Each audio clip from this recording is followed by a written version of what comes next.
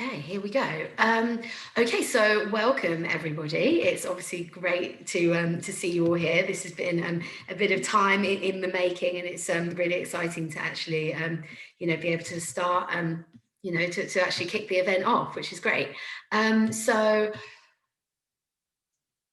Before we start, you might want to switch to speaker view, because we've got a few people who will be speaking tonight, and rather than kind of seeing multiple screens, it might be preferable for you to have speaker view, and you can do that in the top right hand corner. It says view, and you can switch between speaker view or gallery view. And speaker view means that it'll just be kind of the person speaking at any one time who will appear in your screen. So that just might be a preferable way for you to view it, but obviously it's completely up to you. So yeah, I am Emily Setty. I'm a lecturer at the University of Surrey, and I'm joined by a colleague, Paul Hodkinson. He's a reader here at Surrey, and both of our research connects in various ways, more over the years for Paul in lots of different ways, to young people, digital culture, families and family life. And we've also got with us Charlotte Robertson from Digital Awareness UK, Leah, Jewett from Outspoken Sex Ed, and Cynthia, Crossley from Habyts. And they'll be shortly speaking to you about who they are and some of their expertise when it comes to parents and families and young people's digital lives. But before I hand over to them, I'll explain a bit more about how the webinar is going to run, and also some of the research that I've done that has kind of led us to put on this webinar.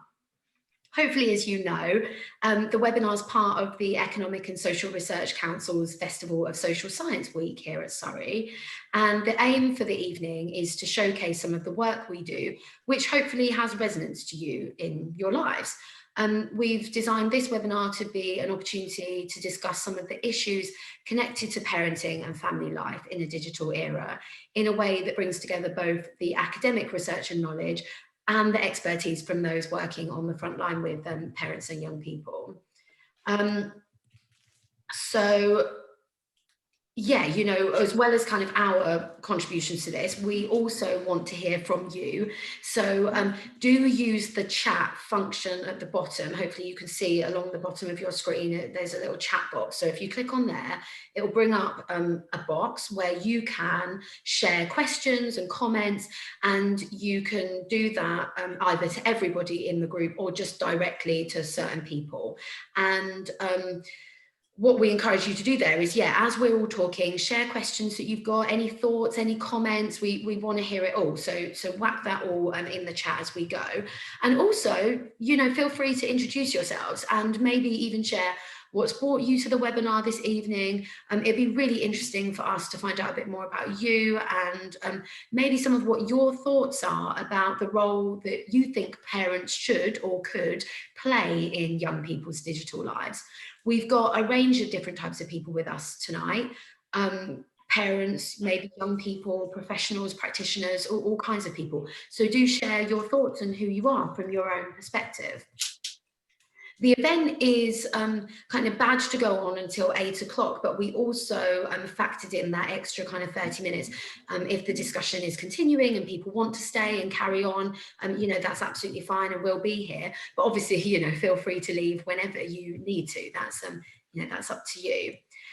So hopefully all that makes sense. I'll now tell you a bit more about who I am. So I'm a lecturer in criminology, actually, and I do research directly with young people about their digital lives. And I'm particularly interested in sex and relationships in a digital era.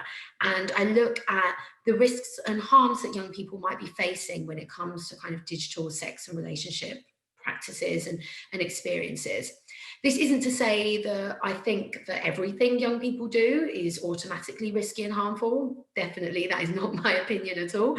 But I'm interested in finding out from young people about what they see as the risks and harms, where those risks and harms actually come from, like what causes them, and then how to address them in an effective and meaningful way. And my research traditionally involves me speaking directly with young people about their experiences and perspectives. I've had some very candid, to say the least, conversations with young people about like what they're up to in their digital lives and what they think about the issues that they face. And I've worked closely with the adults involved in their lives as well. So I've spoken with parents, teachers, youth workers, all kinds of people to understand their perspectives and maybe what we can do to help young people deal with the issues that they face.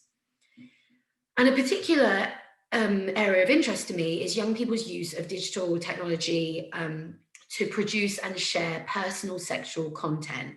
So what we may be familiar with the word sexting, okay, and where that's come from, something, that kind of colloquial expression for that kind of thing of sharing images of yourself, sharing sexual content, although young people themselves rarely actually use the word sexting, but it might be familiar to some of us in that way. The research that I've done so far has shown that this is all really normalized among young people. There's no point kind of being dramatic about any of this stuff to them. It's just day to day for them. This is not to say that they're all necessarily doing it, sharing images of themselves, or that sometimes there aren't some really serious consequences. It might be normalized but serious at the same time. But regardless of all the different forms it might take, young people are exposed to it in one way or the other. They might see what other young people are doing, hear about it, and they definitely all have an opinion on it. And their opinions are very variable. Some of them are totally against it and think it's really risky and wrong. Others are what you might call reluctant participants, and there are definitely issues with consent, both in terms of receiving and sending this kind of stuff. And some are maybe what you call enthusiastic participants. They think it's a real laugh, they enjoy themselves, and they wouldn't hear a word against it. So you kind of got to see the spectrum. Regardless, sometimes though, what I say to parents is, yeah, it might, maybe if your child is saying, no, I'd never do it, I'd never send an image of myself, that's kind of reassuring, but that's not the end of the line, okay? We need to think broadly about the different ways that young people might be being affected by this stuff. Because, you know, as we all know from our childhood and our teenage years, the peer group is a super intense place where young people interact with each other and play a lot of roles in each other's lives, and it can have very real consequences for them. So, you know, even if someone isn't sharing an image of themselves, they're still acting as bystanders, an audience. Like when people's images get leaked, there is still a reaction there. They still play in to some of the stuff that goes on. And what I'm really interested in understanding is how can we equip young people to behave responsibly, to behave ethically towards themselves, but also towards one another, okay? And I'm telling you all this because, yeah, digital media has without doubt had a really big impact on young people's lives. But what my research is showing is that we need to avoid making assumptions or generalizations about what the issues might be. And we're not going to solve the issue through punishing them, telling them not to do it and all of that. It will go in one ear out the other and it won't have the effect that we want it to have. Right. And what we might need to be doing is having a different kind of conversation with young people. And, you know, some of, you know, the speakers that you'll hear tonight will pick up on how we might want to be tackling not just sexting, but all the types of issues that young people are facing in a digital era. OK. And I understand that as an academic, it's very easy for me to kind of swoop in, have these conversations with young people and leave and, you know, and not kind of get the complexities of what it means to parent in a digital era. And I don't want to kind of come in saying that there are any simple solutions to any of this. And that's why I work really closely with experts in the field to understand how we can act upon the evidence, but in a way that actually resonates with what it means to be a parent right now, or a teacher, or whatever angle that we're coming at from this stuff, okay? Because so that's why we're kind of hosting this event. So you've got to hear a bit from me, and now I will pass over to you know, the experts that we're lucky to have with us.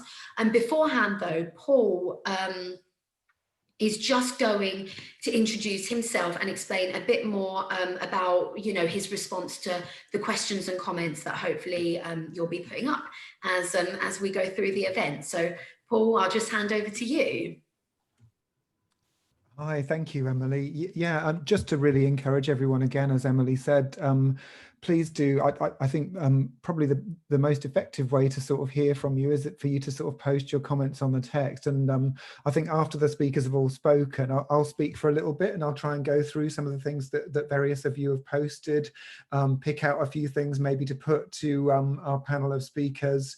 You know, just sort of keep those coming. It would be great, as Emily said, just for people to sort of say who they are, what they're hoping to sort of get out of the seminar, and also as you're sort of hearing different things that the speakers are saying, just to sort of respond. It could be comments, it could be questions, and then I think I'm right in saying, Emily, that we'll then sort of have chance for the speakers to then sort of respond to some of those, and also of course the speakers themselves can be sort of perhaps having a look at what's coming in on the chat themselves as well. And then they might sort of have some things that they'd like to sort of pick up on and respond to later too. Perfect, thanks Paul. Hopefully that sounds good to everybody. So now I will hand over to Charlotte from Digital Awareness UK. She's one of the founders of what is a leading digital wellbeing organisation. Her love for technology, coupled with her passion for tackling issues such as online abuse, sexting and screen addiction, led her to build a team of experts with her sister Emma, and they work with schools and corporations around the world supporting young people with their online journeys. So off you go, Charlotte, over to you. Thank you, and good evening everyone. It's amazing to be with all of you virtually, still getting used to it. It really feels like, I've been saying all day, it feels like there's no better time than now, in the face of lockdown and everything else, to be holding a space like this and to have some realistic conversations about how to better support our families with their digital lives, or how to better understand the issues that many of us are facing.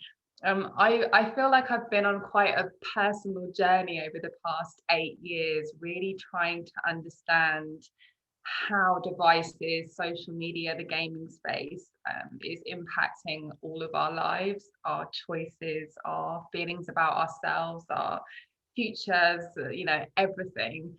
And I'm incredibly passionate about encouraging young people to really sort of not just survive online, but to thrive. And I think one of the most important part of my jobs is the sort of day-to-day conversations that I'm now having virtually with young people about their digital lives. Just earlier, I was having it was a bit of a focus group in the end, but we were talking about the new app Triller, which is a bit of a challenger for TikTok, where you can create short form, very professional looking video content. And quite often, humor or creativity or talent of some kind is very much the focal point. And it was just so interesting hearing their thoughts on what the positives and some of the negatives were. So I'm having these conversations day to day, and I'm going to pull together some of the insights and learnings, really, things that I've picked up since March through speaking to young people. You won't be surprised, as our use of devices has kind of skyrocketed. I saw increased by 500% in some places. That all of the issues that we are used to tackling with families or young people have been exacerbated, everything from sexting through to grooming, harassment, and everything in between. And a lot of this is underpinned by this sort of hyper-connectivity, or this hyper-connected existence that we're living in. So I've chosen 3 things that I would like to talk about, that I've been talking lots and lots with young people about. And the first is sort of linked to digital well-being and our increased use of screens. I feel certainly now, possibly before, but really now, that young people are they're not going online, but they're living online, work, entertainment, socializing. You know, it's all there. And I'm a parent as well. Lots of the boundaries that we had in place perhaps before COVID, you know, the no devices upstairs or in bedrooms, or, you know, during meal times, a lot of that stuff for many families has had to be flexible or has evaporated somewhat. And I know that the young people that I work with, some of them have sort of taken advantage of that.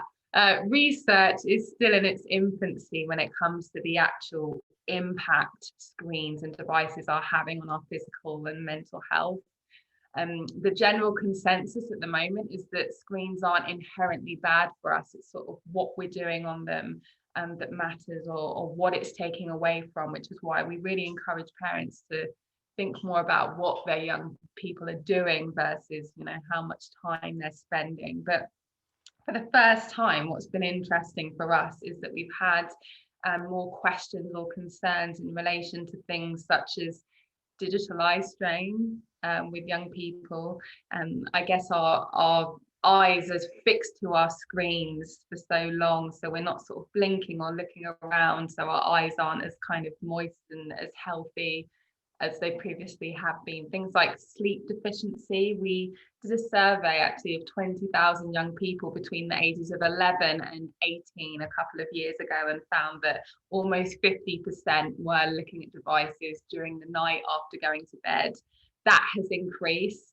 And there is a strong link between sleep deficiency and screens and exposure to the blue light that's emitted from our screens and stifles the hormone melatonin that tells our body when to sleep and when to wake up, and gets us into those deep, you know, REM sleep cycles. So we're seeing a little bit more of that, and also obviously signs of addiction with some young people. And it feels as though for many young people, they've sort of leveled out their screen time. At the beginning, it was a bit of a sort of heightened, you know, binge, as you like, as this forbidden fruit was now so available to so many of us. But it feels like we're seeing a real divide with young people that are sort of able to manage it, and young people who are struggling a little bit. In terms of sort of solutions with this sort of stuff, I think I had a conversation with some students recently, and I was asking them who their biggest online influencers were, and I was expecting, you know, Instagrammers and all the rest of it. And the first thing this boy in year 10 said was my dad. And it sparked a really, really interesting conversation about our role in all of this. It's quite an uncomfortable thing to do, but I always think it's a good idea to start with, you know, the behavior that we want to see. If we're going to bed with our devices next to our heads, it's going to be very difficult for our young people not to do the same. You know, at a very basic level, best practice advice is sort of keeping meal times tech-free and bedrooms where possible. And I know it can feel like you're having endless negotiations for parents that are out there, and perhaps we could talk about this a bit more in the sort of questions bit, but I think certainly starting with us is a good place to start. The second thing I wanted to talk about was around harmful online content. We were sat on a Labour roundtable fairly recently, feeding into a new online harms legislation, talking about this very thing. Exposure to inappropriate content, whether that's sort of animal cruelty or suicide, you know, content. There's been lots in the news recently, but all of this stuff has spiked.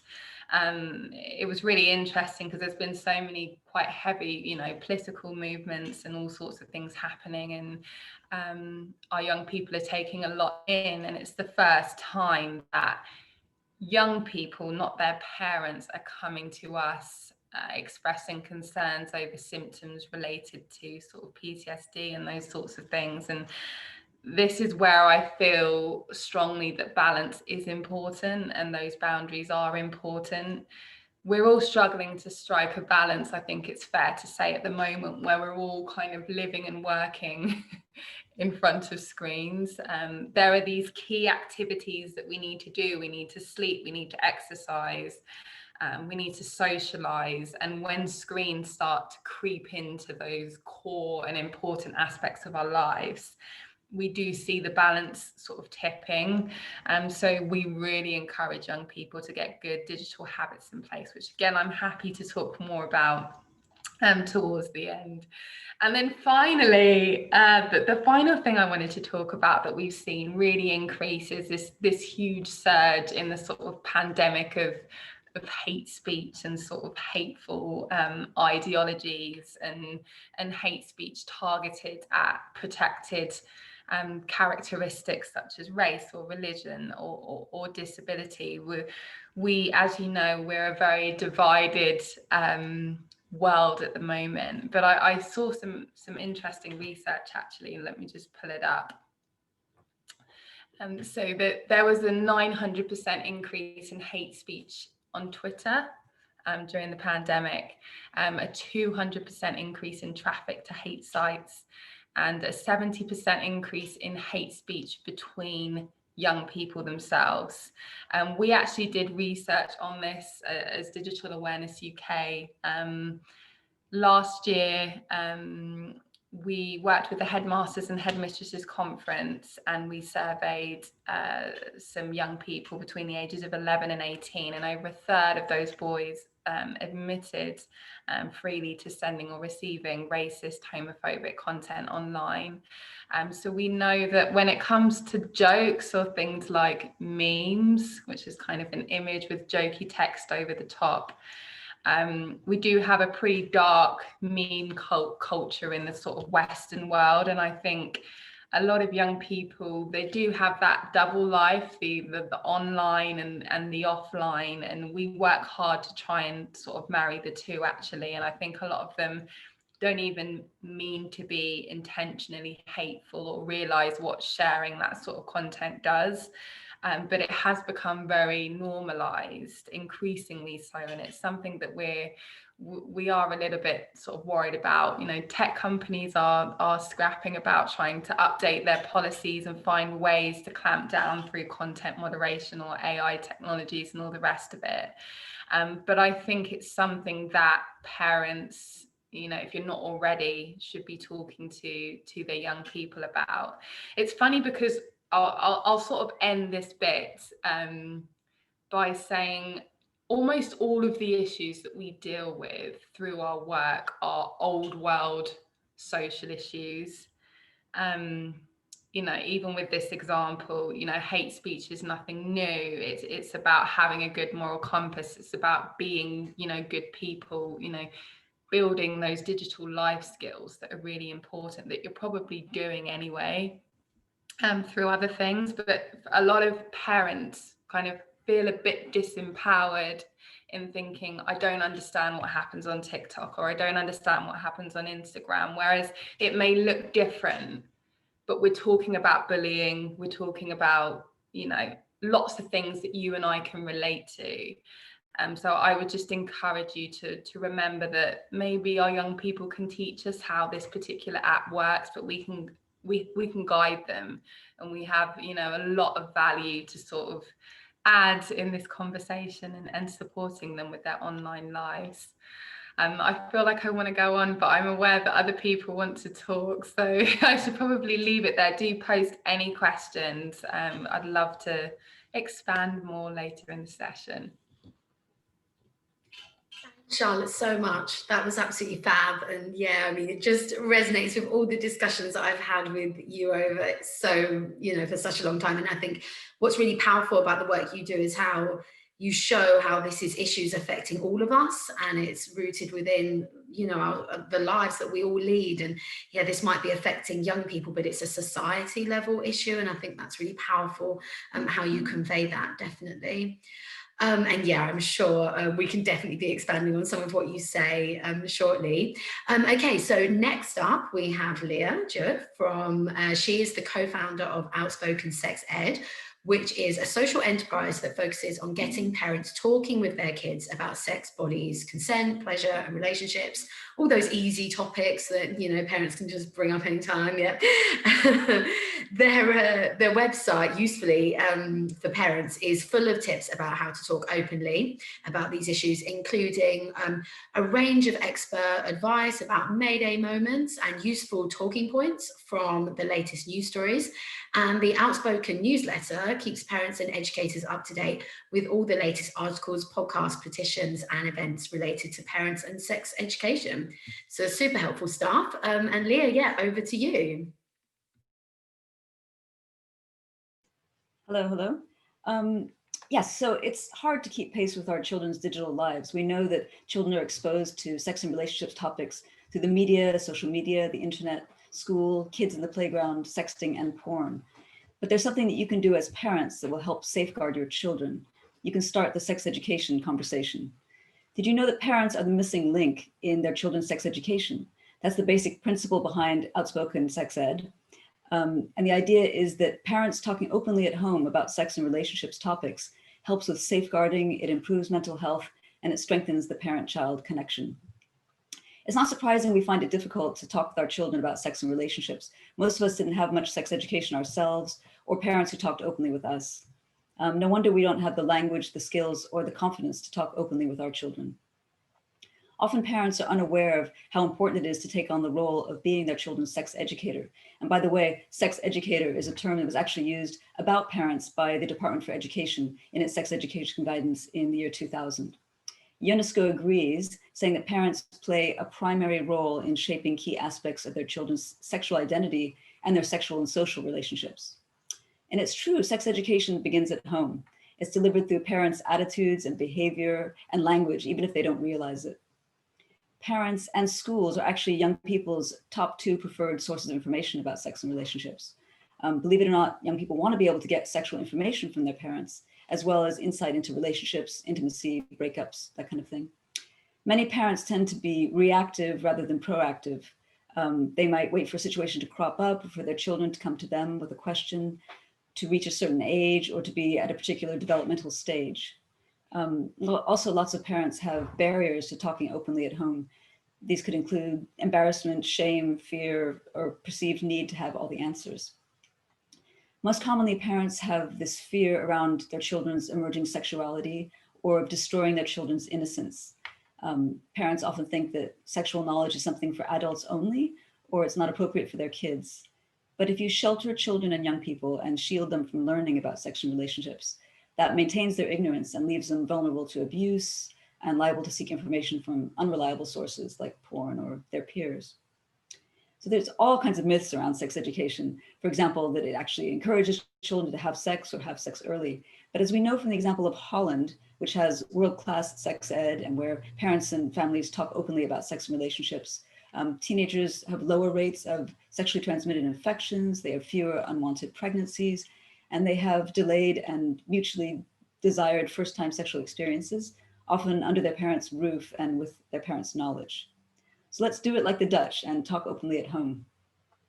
But which parents should do the talking? When we did an online survey about parents and sex education, 91% of women said they were the parent most likely to talk to their children about sex and relationships. And this is true, of course, in the general population as well, even though there's a growing awareness among some men that they need to engage with their children, primarily about porn and primarily with their sons, that's what they believe. But they still tend to leave their wives to be the providers and the gatekeepers of their children's sex ed. Ideally, both parents would talk openly at home, both to their daughters and their sons. But how do you start? Not with the classic idea of having the talk, a one and done lecture. What's doable are casual, day-to-day mini conversations that are normalized and revisited often. Be honest about how awkward you find it. Just by talking, you're going to be telegraphing the message that you're there for your kids. Eventually, they should mirror back that openness and your willingness to talk. The more you try talking openly, the more confident you'll become, which will in turn give your children confidence. But how do you actually talk openly? $1 million question. Well, as ways into the sex education conversation, you can bring up recent news stories or other people's experiences as talking points. You can use so-called teachable moments that you see in films, on TV shows, song lyrics, music videos, video games, ads, and billboards. We're surrounded. Ask your kids questions and be curious about what they think. Use humor and be factual and just keep going. So safeguarding children goes beyond parents putting in place controls and filters and monitors and blocks. It involves using correct names for body parts in a natural, factual way. Safeguarding involves consent. So encourage young children to understand that they have a right to personal space and bodily autonomy. They can choose not to be hugged or tickled, for example. Help them to distinguish between safe and unwanted touch. Make sure they know phrases like my body, my rules, and I'm the boss of my body. This is the forerunners of consent. So when talking to older kids about consent, it's helpful to recognize that Boys are conditioned to expect entitlement, whereas girls tend to be expected to please others. But consent comes down to showing another person respect and demonstrating self-respect. It's also about self-knowledge and pleasure, because you can't know what you don't want if you don't recognize in yourself what gives you pleasure. Safeguarding involves critical thinking. Children are conscious of gender roles, we know, by the age of 2. So encourage them to question our culture. Why isn't it okay for girls to play with tractors or boys to play with dolls? Question the media messaging about sex, sexuality, sexiness, gender stereotypes, and the objectification of women that we all take for granted. A recent study found that parents do not always communicate with their children about the risks of using digital technology. But why is that? Because they believe that this conversation could trigger children's curiosity and prompt them to engage in risky activities. Over the past 5 years, cyberbullying has been a top concern for young people, for parents and educators and the media. But cyberbullying has been overtaken now as a top concern by, as Charlotte pointed out, harmful online content. And that kind of content can also include, as she said, so many different things, including violent images, racism, suicide, pressures to be very thin or to bulk up bodies, and nude pictures. So that's why safeguarding definitely also involves talking openly about porn. There's a general disconnect often in terms of parents' understanding of their children's exposure to porn and their children's lived experiences. The British Board of Film Classification says that of British children aged 11 to 13, 53% have seen porn, some as young as age 7, but 75% of the parents assume that their children haven't seen it. And this is also borne out if you talk to teachers who know what their kids, in their classes have been learning and know, and are telling them versus what the parents believe. Whether children or young people unintentionally come across porn, if they're shown it by their friends or they actively search for it, they're being exposed to explicit and often extreme images before they're ready to process or relate to what they're seeing. And as you can imagine, watching porn raises concerns about many things like self-esteem and unrealistic expectations about sex, about bodies, victim blaming, consent, pleasure again, and violence. And an estimated 88% of mainstream porn features the degradation of women. So talking openly about porn, as hard as it is the antidote to the detrimental impact that porn can have on children and young people's attitudes and behavior. Obviously, it's something that parents find incredibly hard and feel unequipped to do. They generally didn't grow up with an endless supply of sexual images accessible on computers, laptops, iPads, PlayStations, mobile phones, etc. But we have to brave the subject. So let younger children know that they might accidentally come across pictures or videos of people touching each other with no clothes on that they aren't ready to see. These are for adults and they can make them feel strange. So tell them if they see something that upsets them to look away, close or turn off the device and come talk to you. With older children, do your best to demystify porn. That will play into their love of finding out about how things work and debunking information. You could talk about mainstream porn as an industry, or the neuroscience theories about watching porn, or the impact of porn on body image and self-esteem and desire, or why porn is not good sex education. So basically, wrapping up, a huge part of safeguarding involves having everyday conversations about sex and relationships at home. Think about your own formative experiences, think about your current opinions, and of course, your hopes for your children. If you ask them sex and relationship questions and listen non-judgmentally to what they have to say, you can turn the tables on who's the expert. And it's a kind of reverse mentoring. It's a way to empower your children by you're learning from them, and it strengthens your connection. What really underpins safeguarding your children is keeping a line of communication open between you. So go ahead and start that sex education conversation.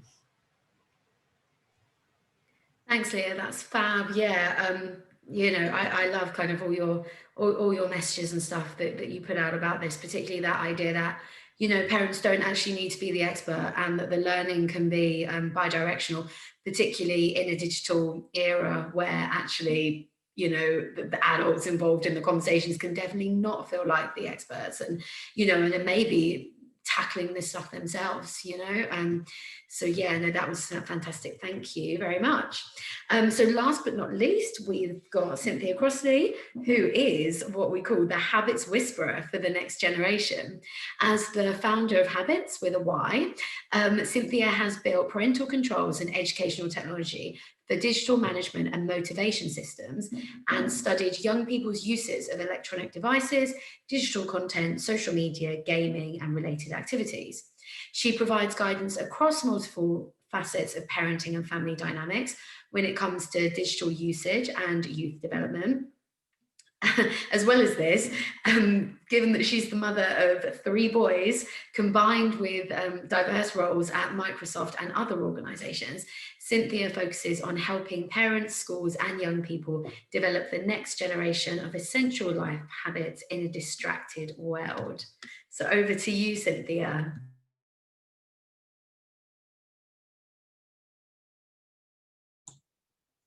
Right. Am I there? I am. So thanks for that great introduction. And I think I would emphasize the bit about the 3 boys, ages 20, 17, and 8. And that's probably been the biggest education I've had in this particular era. You know, this is a huge topic, so I'm going to talk at a high level at first, but then dig down into a few facets. And the first thing I want to talk about is, why is this so difficult for parents? We've touched on it briefly, both Charlotte and Leah, but I want to bring up a couple of other points that we haven't really dug into. The first is, we know this is a huge topic with conflicting advice, and that is very scary and very frustrating for parents. And in fact, it's actually a topic in which parents end up having opposing goals. So parents, on the one hand, want their kids to be ready for the next digital future. And conversely, they're worried that their kids are online 24/7. And that is very disempowering as a parent, because it's not clear what the answer should be. And this is at a time when parents already lack a lot of confidence when it comes to dealing with digital technology, because they are no longer confident that merely their broader experience in life is enough. And if I could say anything to parents, it's actually that broader life experience is absolutely enough. And kids desperately need it. Kids need parents who understand delayed gratification, because kids don't get delayed gratification at younger ages. So that's where you come in. So it's interesting that the challenge that we saw with Habyts is that building good digital habits is challenging around having consistency. So it's like helping your kids learn to read. You have a clear goal that you want your kids to be good readers. And so you start small with some fun books, you read together each day, you have hot chocolate to make it fun. They watch you read, you give them advice, you recommend books, and they enjoy the process, and you end up building great reading habits at their own pace. But the question is, how do you make a process like this, which we're all familiar with, how do you make this work and be consistent and manageable when it comes to digital habits? Because life is busy, things change, all families are different, all kids are different, and parents need a consistent framework to manage it. Because without this, what we see is that parents end up going from tactic to tactic with really no idea as to whether they're doing the right thing and where they're headed. So we propose a framework called PACE. And PACE is basically a way to help parents manage digital habit building. So it stands for preparing purposefully, automating efficiently, celebrating consistently, and experimenting together. And I'm going to just touch on those very quickly. In particular, this preparing purposefully when it comes to setting goals. So this starts with having parents and kids set clear goals to have achievable wins. Because usually I talk to parents about going a bit of a step further and defining what their big why is when it comes to setting, screen time boundaries or plans. But I'm going to keep it simple in this case. The bottom line is parents basically have multiple issues when it comes to managing digital habits. They basically want to make sure their kids get the right amount of sleep, which Charlotte referred to. They want to make sure that they do activities outside of screen time. They want to make sure they contribute to household chores and make sure they do their homework without digital distraction. We need to make sure they are using creative media rather than passive media, and that they are getting off screens without a battle. And then finally, we want to make sure that kids are teaching themselves to manage their screen time and their tasks and their digital usage, whether it's screen time or content. But you can't tackle all those at once. And so I recommend choosing one goal to discuss with your kids to get their input, because kids really want to be heard. I think that's come out clearly in what's been said earlier. And most importantly, planning together puts you in a good place to actually succeed. So you could have the broader screen time talk, but I would not encourage that, because basically kids' eyes glaze over and everyone ends up fairly demotivated. So I want to give you instead 2 examples of how to create shared and achievable wins in a very focused way. So in scenario 1, so let's say the focus is on getting your kids to do something off screens. So you share your goals with your kids, and you ask them what's important to them. So for example, both of my sons, actually all 3 sons at one point, were very into Minecraft, and playing Minecraft with their friends was incredibly important. And I respect that.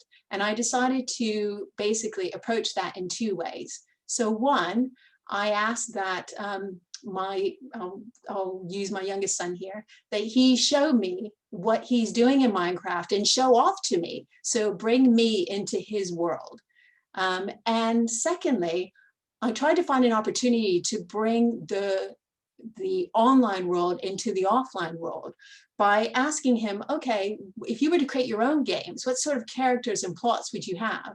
And could you, for 10 minutes a day or 30 minutes a week, write these things down, and, let's talk about it. Let's make a little project about this. Let's take the online into the offline. A different type of scenario is potentially if you want to have screen-free space in the house.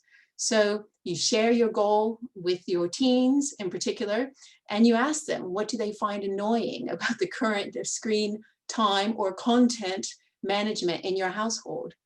And then you ask them what they think about your usage. Again, similar to what both Leah and Charlotte were saying. And once you ask them what they think about your usage, it might be just admitting, actually, this is something that I have a bit of a challenge with as well.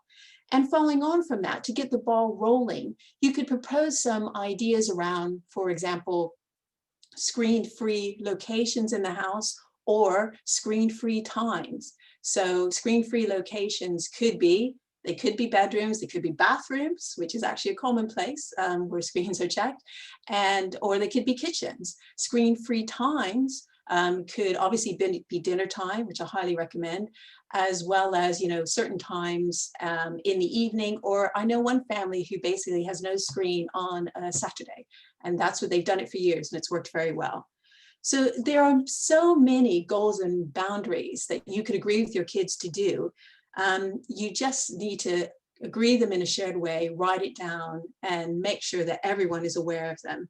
And this obviously does not preclude talking about other screen time topics. In fact, I would encourage you, similar to what Leah was saying about porn, to have these digital usage conversations casually all the time. And if you need some conversation starters, if you go to screenagers.com and their Tech Talk Tuesdays, there's some fantastic conversation starters. So very quickly, I just want to quickly focus on the other 3 aspects. I mean, if you set these goals, you then have to know how to automate them, because parents don't have a lot of time, and we need to make this stuff manageable. One way to do that is with digital tools. And so in the same way that cars were created, there were lots of crashes, and then safety mechanisms were put into cars. What we're finding is that manufacturers and developers are now putting these mechanisms, these safety mechanisms, into their apps and devices. And there are loads of third-party tools in the parental control space. These are not silver bullets at all. And this is a very complicated area. But if you go to internetmatters.org, they've got some really good resources that actually show you how to set up parental controls, even in the apps and the devices that you already have. The other thing I would highlight is there's a site, smartsocial.com, which is also very good about showing you how to do that and showing you the dangers of particular apps and also the upsides of particular apps. But, you know, set it and forget it is not a great long-term strategy. In the same way that, you know, car drivers have to build great driving habits, your kids, our kids have to build great digital habits, which brings me to regular routines. So let's say, for example, that your goal is to get kids to transition off of screens quickly or without pain and battles and swearing and etc. So I used to tell my son, oh, you just need to get off the screen and do your homework. And funnily enough, that didn't work very well. What I found, what did work is actually after you have screen time, putting something positive after that. I mean, in hindsight, it wasn't rocket science, but actually when we stopped the old way and moved to, right, you finish Minecraft and now you're going to have some time with me, we'll play Uno, or we'll toss some balls around, or we'll have a snack. It completely changed the approach, because it wasn't from I'm losing my, you know, playing this great game to being completely bored, having to do something I don't like. It transitioned to a positive win. So there are loads of small regular routines that you can put into place that will support digital habits. Finally, there's two other things that I really want parents to understand is important. So the first is you have to celebrate consistently, because your kids really, really want to do the right thing and they want to be recognized for it. So a simple tool is something called descriptive praise. And all that is just when your child does something, you just describe it. So for example, when your child comes off their device and the screen time is up, you can say something like, I see you've come to the end of your screen time. There was no argument. That was very responsible. That's all you have to say. That's all the recognition that they need. But in our busy lives, oftentimes we forget to catch them doing good things. And then finally, experimenting together, because look, things are going to go wrong in setting digital habits. It's the nature of technology. It's the nature of parenting. But this is your chance to help kids learn that these setbacks are okay and that you're in this together. And learning that is actually a very valuable skill in and of itself, because ultimately we all just have to focus on progress in this space rather than perfection. So those are the lessons I've learned in this massive space called digital usage. Thanks, Cynthia. Yeah, hopefully, you know, lots there to think about how you can translate some of these, you know, these big issues that we've spoken about into actual practical ways of engaging with young people about all of this. Not easily done at all. So yeah, Paul, what are we thinking in terms of the comments and the questions? Yeah, thank you everyone for the comments, and do keep them coming in. We're sort of really finding them very interesting. Lots of people, thank you for sort of saying who you are. We've got a sort of range of different people, some people who are sort of parents and in here on that capacity, other people who are sort of working in relation to this in one way or another. I think we've got some teachers, we've got sort of various other people, and also some interesting questions starting to come through as well, a few that I've sort of picked out. So Lucy had a question for Charlotte, and this is kind of an interesting one, and I think Amelia sort of had also sort of said she sort of felt that that was an important point too. So I'm currently working with a group of 17-year-olds exploring their experiences of the pandemic so far. One interesting thing this particular group has articulated is that during lockdown, they found that their digital lives weren't enough. They found it tiring and boring to use social media, to be interacting with their friends online. I thought that was interesting. It sounds like their digital lives find real meaning when hand in hand with their real life interactions and friendships. Is that something that you guys have come across? And I think that was particularly to Charlotte, but I think it, you know, potentially, you know, others could possibly refer to it too. Clarissa just sort of said, I feel uncomfortable about parents giving their children sex education. Lucy had sort of suggested netaware.com as a possible good resource that people could look at as well, including a cool feature. They have a rating from an adult's perspective and from a young person's perspective. Somebody asked if the websites that were recommended by speakers could be perhaps repeated. Maybe we could put those in the text at some point. That might be a sort of useful way to do that. Phil says, hi everyone, I'm Phil, a researcher with the Children's Society, a charity working with disadvantaged young people. I'm finding the discussion really interesting on the tactics and strategies parents can use, but I'm interested to know if anyone knows about research studies that look at the context for young people's digital lives, especially where parents might not be a reliable support. So maybe we could start with those. I'll keep an eye on other stuff that's sort of coming in probably as we speak, but I don't know if any of the speakers would like to sort of respond to any of those things.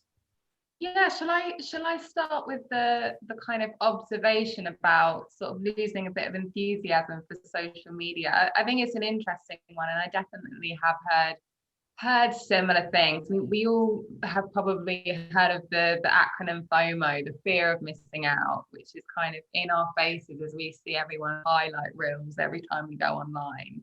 And I thought what was interesting was there was a lot more kind of JOMO, the joy of missing out. Instead, I think everyone was showcasing their sort of nice holidays and what they're doing at the weekend, and suddenly that was taken away from us. So we found ourselves and our peers on a bit more of a level playing field, where no one was really kind of doing too much to be extremely sort of envious of, which I know that a lot of young people have found quite a bit of a comfort.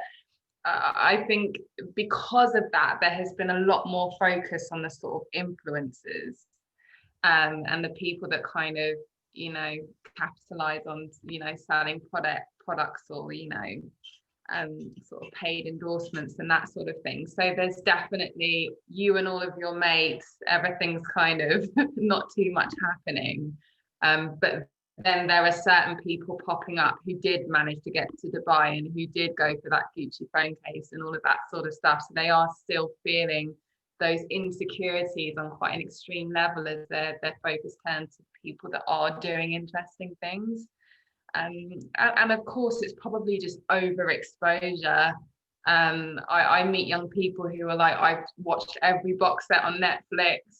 Like the first month I was up all night on chat groups, and then there's only so long that you can do that for. So maybe it's kind of a natural progression. And then there were lovely moments. I know that there were lots of young people that kind of got behind the supporting the NHS campaigns and the Black Lives Matters movement, and really enjoyed creating content and standing for something and sort of getting involved with activism and campaigning. And, you know, the recent US election, we've had a bit more of a spike in people's interests, etc.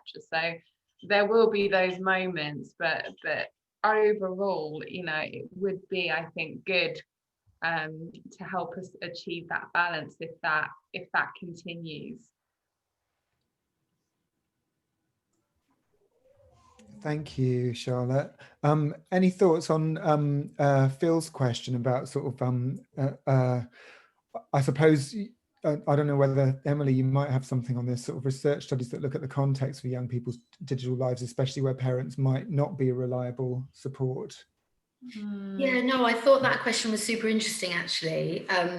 And yeah, I mean, I don't want to kind of misinterpret, Phil, necessarily what you're kind of getting at here. So do feel free to kind of, you know, speak up yourself.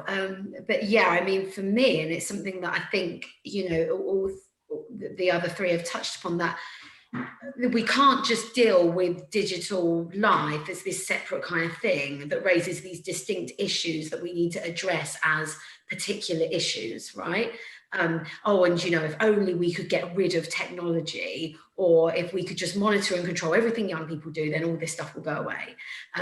What we've heard really is that this is all part of life, okay? So if kids are envious of each other, or got body image issues, or engaging in sexual relationships or bullying behaviours, none of that's new. And we need to actually understand how technology is interacting with, you know, all that wider stuff that goes on for young people. It involves, you know, the playing out of some of these broader issues. And I think that's where, you know, Leah's idea about using events and things that go on in the world as these launching off points for conversations about the broader issues that are raised for young people, and actually engaging in those conversations with them, you know, and talking about all of that, I think, you know, is really important, because we know that these issues affect young people differently to different extents. And Leah, you touched on kind of the gender inequalities that can go on around some of this, and all of that is, you know, like I know from my own research on sexting, it is not enough just to say that like this is something that affects young people. It doesn't. It affects young people very differently depending on their kind of gender, background, sexuality, whatever it might be, right? And yeah, so actually, Phil, yeah, we're kind of like saying about this. I get other people can't see this right now, but yeah, this idea about being vulnerable. Yeah, you know, Phil, as you've kind of said in your message, that's a very complicated thing. What do we do about the fact that, you know, some young people's lives, we're talking about parenting, and for some young people, even their family life will be the space of abuse, of really problematic stuff. And or even if it isn't, even if it's best parent in the world, we've still potentially got vulnerabilities coming from other angles. And how do we actually respond to some of that? Yeah, very tricky, actually. And I think it's a really good point to have raised. Yeah.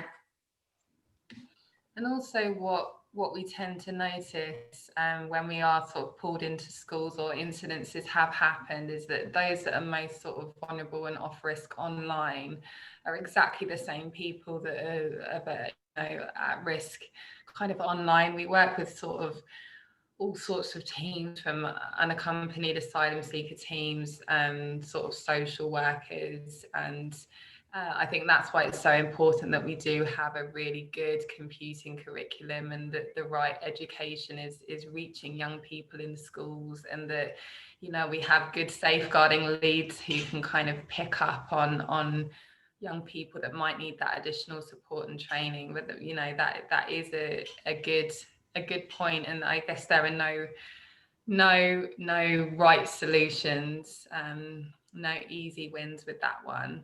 And I guess that's why it's all of our responsibility, anyone that works with young people. And when I go into schools and I do an assembly or a workshop, I can spot those people having those light bulb moments. And I think those sort of follow-up conversations with SLT, and I'm not sure, I feel like there was a problem there when we talked about online exploitation, or there was lots of whispering when we were talking about sexting. Like, you know, we have a huge responsibility, I think, to spot and support. Yeah, and I think what's interesting, and maybe Leah, it maybe links to that question around, you know, that was asked about whether it's really appropriate or we're feeling comfortable with the idea of parents taking that role in their children's lives. Because what you find is, yeah, you know, you go into these things and all the parents turn up and they're all super engaged and stuff, and it's like, okay, like what sits underneath that though? Who are we not reaching? What, you know, how can, because young people's you know, lives are affected by so many different things, and to what extent can parents really play that role in terms of having an influence? How can they engage in that? And yeah, like, you know, like one of the comments was that I think, Paul, you did pick up on, saying, you know, is it really the parents' role to even do this? I would say definitely it is. I mean, I think we all understand that parents are their children's first, you know, educators on just in life, because, and you spend, you know, 75% of your time, I think, with your kids, spend some of their time growing up with you, etc.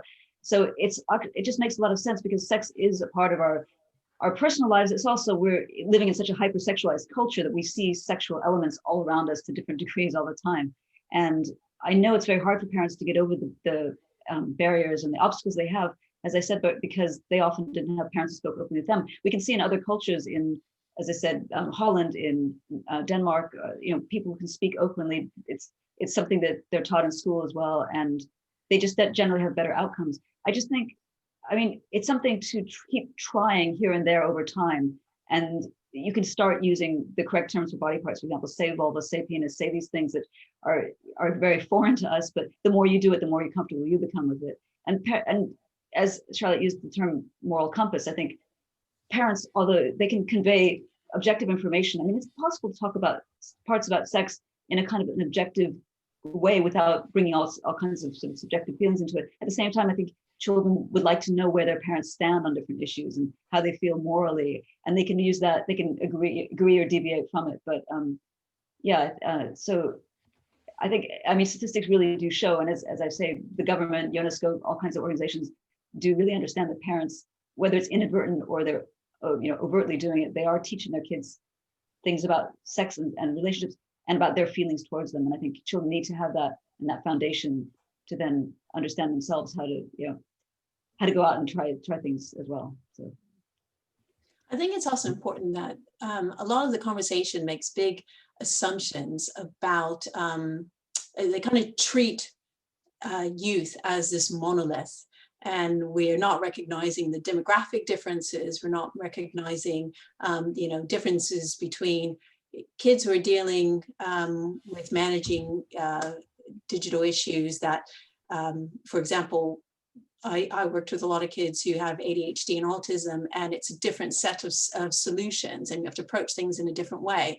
And I think one of the missing pieces is that we often have this conversation and it becomes, right, so these are the few things, these are the tips that you do to manage X. And it doesn't work like that. Every child is different, every family is different, every situation is different. And so we have to kind of get, I think, whether it's educating parents or educators or anyone else who's dealing with youth, we have to get to a level where people feel confident enough to come up with different solutions that fit the situation.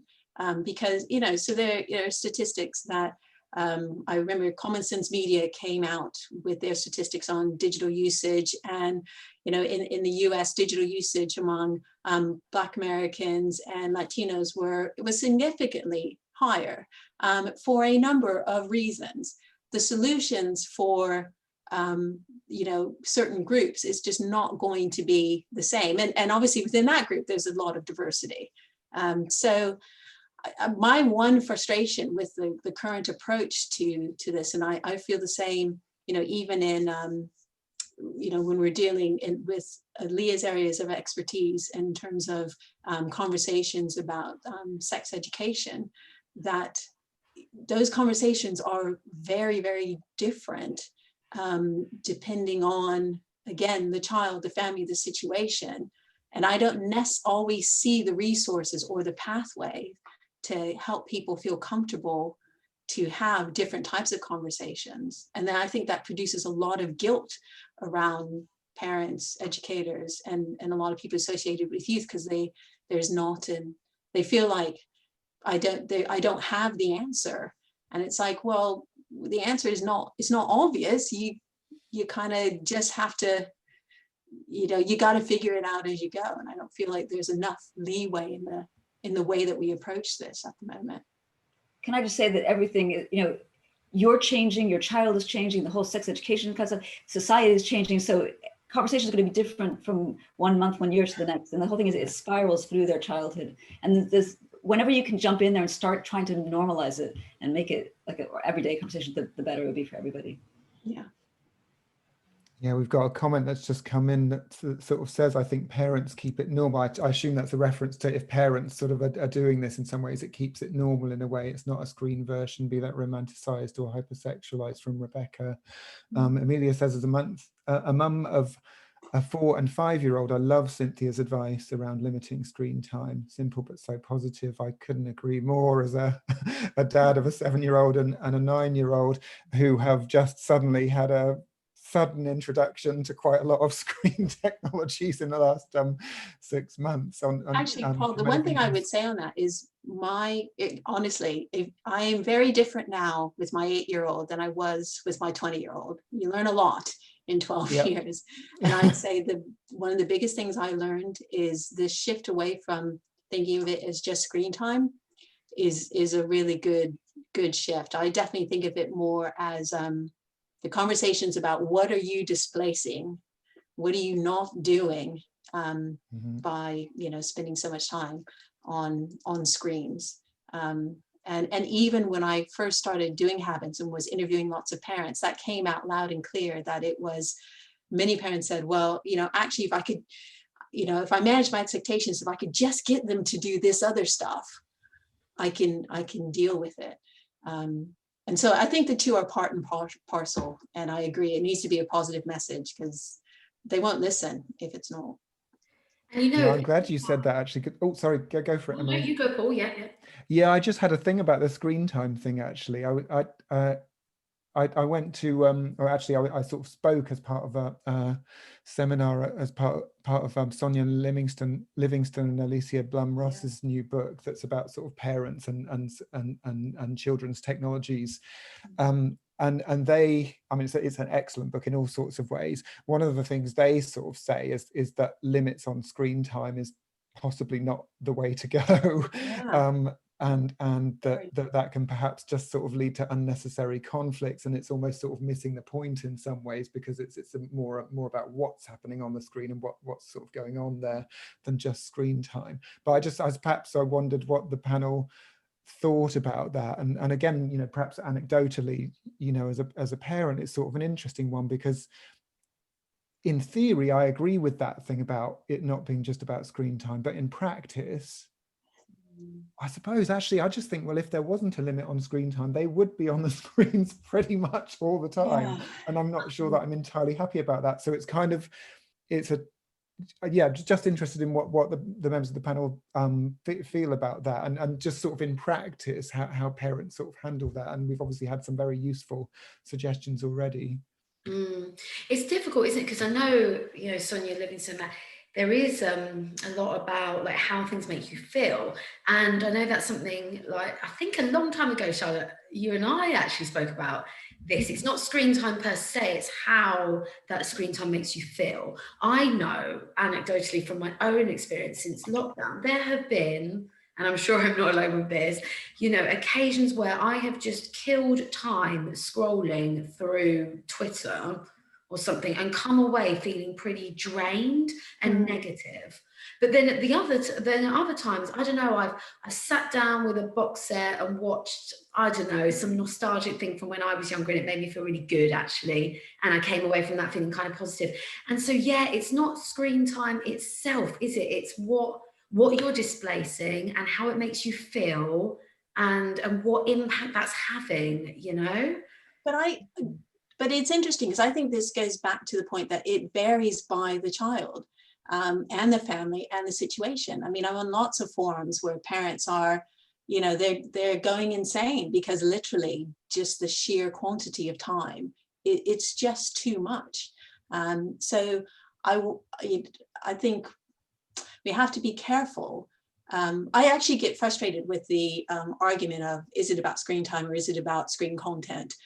It's both. I mean, it just is. It's about, is this working for your child? And I think if parents could feel confident in their kind of gut feeling as to, actually, this situation is not good for my child, how can I address it? And that's why I emphasize that, you know, it's about figuring out, so what is your goal with it? Because I have just found that parents get into a complete head tizzy about it, because you're trying to solve 1,000 things and you're reading things that go, it's not about screen time, it is about screen time, it does matter, this research says da, da, da, da, and you just don't know where to start. So I would say, I think it academically, we actually need to dig into it, and I can't wait till we have longer studies to really understand this. But until we get to that place, I would say, just don't worry about which one it is. Just worry about if you feel that your child is in a healthy place, and you know, and that you can address that in many ways. That's so useful, Cynthia. Thank you. Just reading a couple more comments that are coming in. Amy says, I want to reassure Clarissa, the importance of parents teaching their kids about all these things is that families do it in their way, with their own stories, religion, belief, or culture. Like parents teach their kids to cross the roads and how to swim and be kind in different ways. Talk to your school about what they're doing in RSHE, and they can scaffold these chats for you. So school and home are working together as a team. Phil, the issue with screen time is really interesting too, but I think perhaps re-emphasises the point about individual difference, at least to a degree. I have older children, well, young adults, and the younger has Asperger's and has had problems with mental health. And long story short, time on screen has sometimes been a lifesaver for her. So as Cynthia is just saying, we need the granularity, and much research defaults to the average overall. Yeah, no, absolutely. Thank you for that.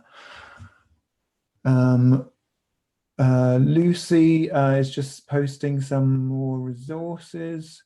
I created this Own Your Feed digital campaign for young minds earlier this year, encouraging young people to take control of their online worlds and have a more positive time online. And there's some links there. The quiz to help young people to work out what kind of social media feed they have, and tips to make it more positive. Thank you for all of those. Would anyone like to add anything further? Emily, do you want to sort of add anything further? Do you want to ask anything else? No, I mean, I'm happy. Like, I don't know whether anyone, because I know it is this. I think what's really interesting about like RSE in terms of what Amy is saying here is this idea of like who's responsible for it, and schools and like parental rights versus what schools should be doing. And you know, and often the debate gets quite polarized that, oh, you know, sex ed should happen at home and it should all be very values based within the home, and that schools should, you know, we should have rights to withdraw our kids from all of this stuff and do it in our own way. And then there's the other side that goes, oh no, this is already complicated. The schools need to deliver it in a really objective way. And I think Amy's comment here is really insightful for showing, you know, how all these different spheres of young people's lives can come together to actually find a way forward. I know, Charlotte, like a lot of work you do with schools is about actually pushing that, isn't it? And that interconnection. Yeah, no, definitely. And it is really, it's kind of linked to the screen time thing. I met a parent who, and I thought this was a great idea, but the Apple Store run all sorts of, like, they call them genius workshops, where you can learn how to do like computer animations and create music and all sorts of, and they're pretty good, like they're pretty decent. And she took her teenage sons along to some of these workshops, and she was like, that they're going to be online, so I just want to kind of shift that time to something really positive and meaningful. And they came off the back of it, like creating music and getting into music production and all sorts of stuff. But yeah, there's so much opportunity, so many opportunities out there for young people in the tech space, and we know that most of the careers haven't yet been created, and it is a very exciting time. So definitely.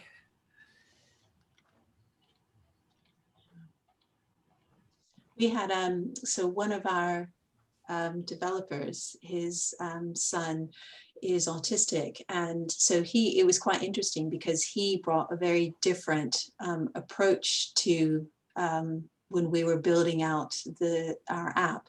And because his son did very well with the app, and the app tied together screen time and rewards. And the reason is because he worked well with the structure.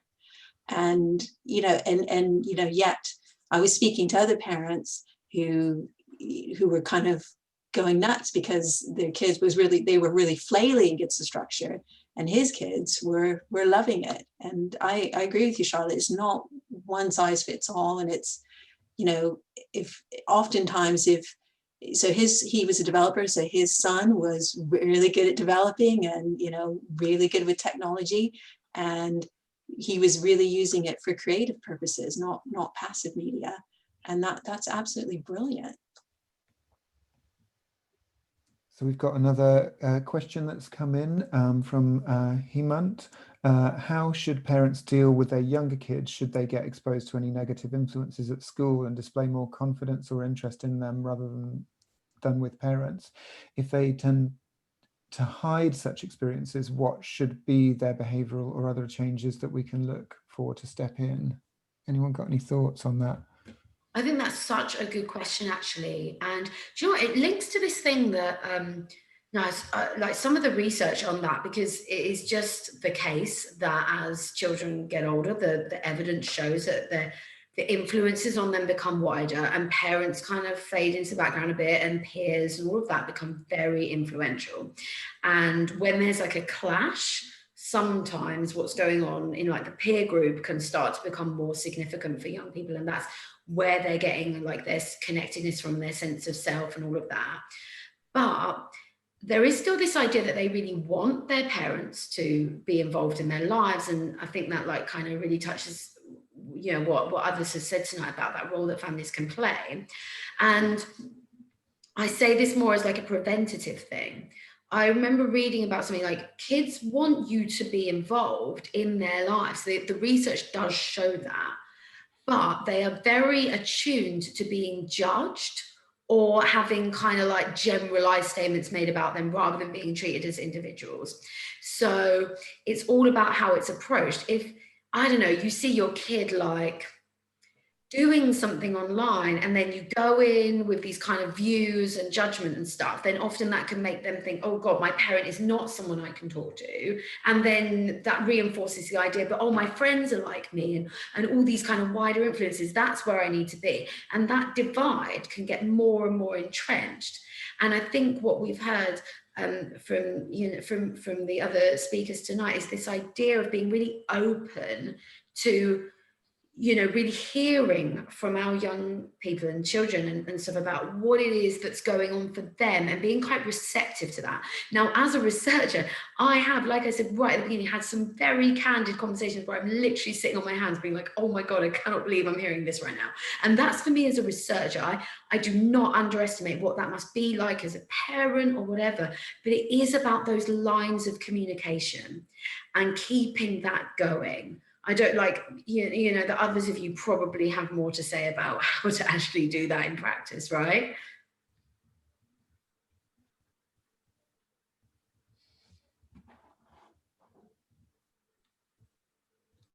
Anyone else want to come in on that one? We decided to be quiet just to make the point.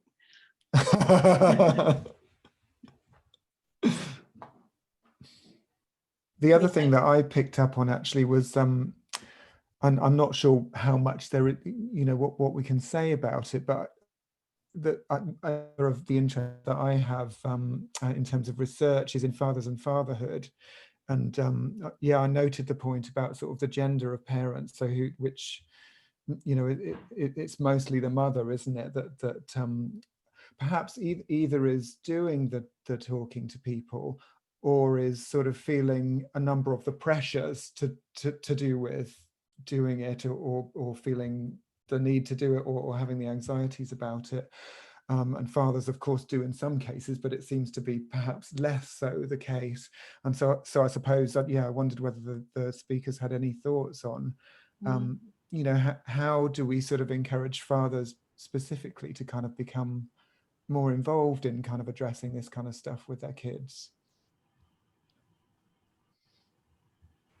I think safeguarding is always the sort of key term. If you say how the sex education evening at school, you don't have men turning up so much, but if you say it's about safeguarding, then they will come with their notepads and ready to say, okay, I'm going to put this certain block, and they feel they can come in and do something practical.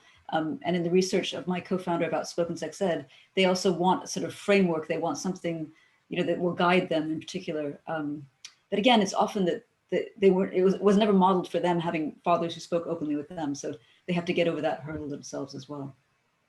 But also the thing that we found is that, how does that work? Yeah, that they were very aware of the fact that their wives, they were leaving it to their wives, or the mothers of their children rather, to talk to the kids about sex and relationship things, whereas the women didn't see it in that same way. So yeah, there is a lot to think about in terms of gender and fathers. I would encourage you again, to keep trying and keep speaking openly as you can. And that will really help everybody. I think that's really interesting. I like to think that before all of this, of course, all of our events were in person, and there were sort of more and more dads sort of turning up, I have to say, year on year, and maybe it's, I think the kind of digital world, being online safety conversation is so broad, maybe there are lots of different interests there, I don't know. but I like to think that that's sort of changing. Going back to the point about influences, it's quite interesting because I noticed something that creeps in year 5, so they like 9, and certainly it gets really clear in year 10. I usually throw out scenarios, so you've seen something that has really made you feel uncomfortable, or you're getting a lot of harassment or abuse on social media. What do you do? And all of their little hands go up because they sort of know the right answers, as in like blocking and reporting and telling an adult you trust. But when I say, okay, like, what would you actually do? I know you know the right answers. The answers are really interesting because it all centers around either managing it themselves or telling their friends. And I'm surprised that this happens as early as year 5. And when we explore the sorts of barriers as to why they stop sharing with parents at that age, it's things such as, and this is in a digital space, but fear of kind of tech being taken away, the sort of punishment of, fear of, they know they shouldn't be on Snapchat anyway, but they've set up an account on their friend's phone. Therefore, that's going to be a really tricky conversation. So the sort of blocking, banning, and then the sort of idea that their parents just don't understand, which is where my frustration about the sort of, we're talking about bullying. I mean, I've got my fair share of stories. I don't know about anyone else, but we have a lot to add to that sort of conversation. And when I say, so what is the point in talking or sharing with your parents when things go wrong or when things get tricky? A child almost always says and phrases it, they'll make me feel better. And I think that's really interesting, the sort of emotional and guidance and support that often gets sort of overlooked. And I think, you know, I kind of wish we all sort of assume that they know that, but a lot of the time it feels with the children we see, they just need to be reminded. That might have been digressing slightly from the topic. But if we can fix those barriers. I agree with you, Charlotte. And I wonder, because if you compare it, I don't know, if it's interesting, if you compare it to, you know, when your child has their first beer and etc., which is, well, usually a little bit older, but, you know, who knows? And I guess if I contrast, you know, how it's done in the US versus, you know, here in the UK, it's very much here kind of where you have it in the home, and you have it in the home so that you can make those mistakes. And even, you know, further along the lines, it feels like it's kind of, well, we know something, you're going to screw up at some point. So I'd much rather have you just come talk to me about it. So, and I don't know if that's because the age is different at 5, and at 5 it's still, or at year 5, there's still kind of that balance between kids, you know, control and only the beginning of that independence. And so that's not been established between the child and the parent. Or if that in digital technology, I can't think of off the top of my head the equivalent of where's your, you have to go out of your way to kind of make that space in digital technology, and you can, but it's interesting. It's something I've never thought about, which is, you know, how do we define a safe space that is a natural progression for kids to basically kind of go down the digital technology route? It feels like it's either, in some ways, all or nothing. You either go on Facebook, or it used to be, you either go on your Facebook and you say that you're 13, or you go on Instagram and, you know, you say that you're 21 or whatever, or not. And even things like Roblox is still so, you know, it's dangerous enough, or it has good things and bad things, but where is that safe space where kids are learning these components? And it'd be an interesting one to look into. I'm learning a lot on this call. But, you know, it feels like we're all just sort of scratching the surface almost at the you you know, the complexities of all of this. Yeah, definitely. But, you know, I am conscious of the time, you know, because it's great. And I can see the numbers kind of obviously of people having to go, and probably because of parenting issues at this kind of time of night. So yeah, I don't know whether we maybe need some like wrap up comments and go from there. I don't know if anyone wants to say any last thoughts or reflections on what's been discussed.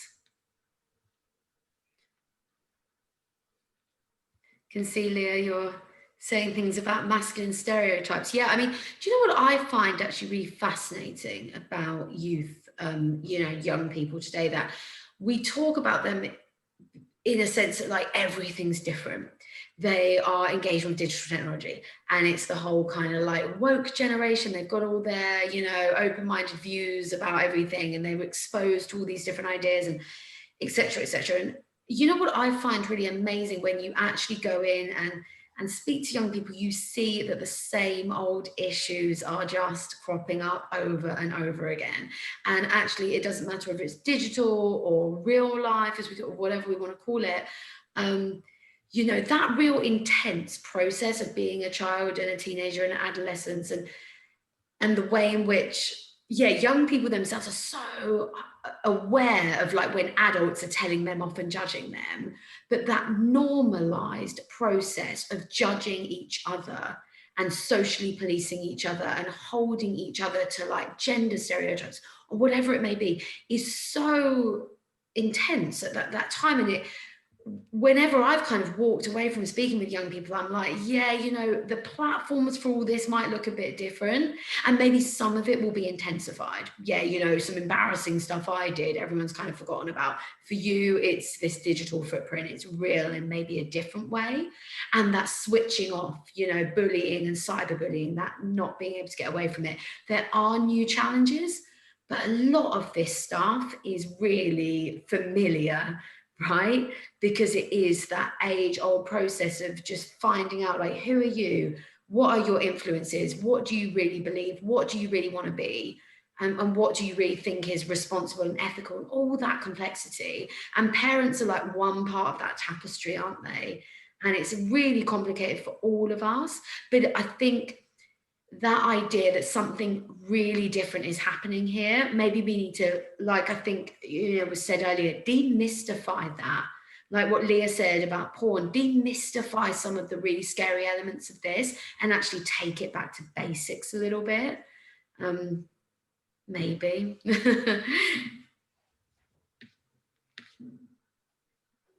But yeah, not sure if anyone else wants to kind of say their last 2 pence worth before, oh, you know, to Cynthia, do you have anything published we could read?